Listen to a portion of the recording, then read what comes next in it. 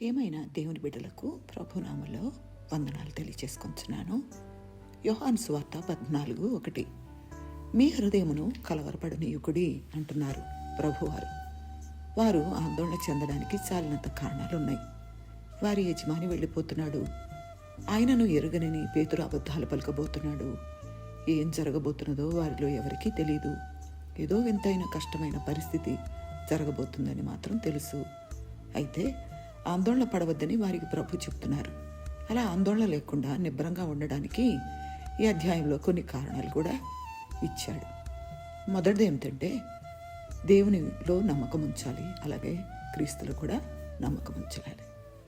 ఆందోళన, చింత, కంగారులను ఆయన ప్రజలు ఎప్పుడైనా జయించదగిన మార్గం ఇదే. మత్తయి సువార్త 6:25 25-34 ఈ వచనాలన్నింటిలో ఏమి తిందుమో, ఏమి త్రాగుదుమో, ఏమి ధరించుకుందుమో అని మీ దేహమును గుర్చేను చింతింపకుడి అని ప్రభు చెప్తున్నారు. అయితే దేవుడంటే నమ్మకం లేని వారు ఈ భూమిపై ధనం పోగు చేసుకోవడానికి ఒక కారణం ఏమిటంటే వారికి భద్రత కావాలి.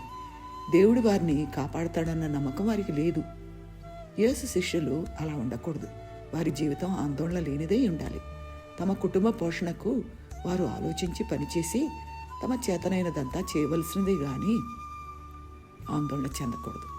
అయితే దేవునిలో వారి నమ్మకం, వారి విశ్వాసం దృఢంగా ఉండాలి. ఆహారం గురించి, నీటి గురించి, బట్టల గురించి, కనీస జీవిత అవసరాల గురించి కూడా వారికి ఆందోళన ఉండకూడదు. అలా ఆందోళన కనుక ఉంటే వారి నమ్మకం స్వల్పమైందనమాట.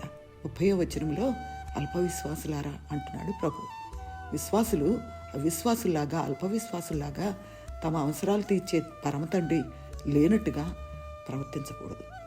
శిష్యులు తమ వంతు నిర్వర్తిస్తే దేవుడు తన వంతు నిర్వర్తిస్తాడు. కాబట్టి మనం విశ్వాసంతో దేవుణ్ణి వెంబడిద్దాం. మన ఆందోళన చింత యావత్తు ఆయనకు అప్పగిద్దాం. దేవుని స్తోత్రం. ఆమేన్.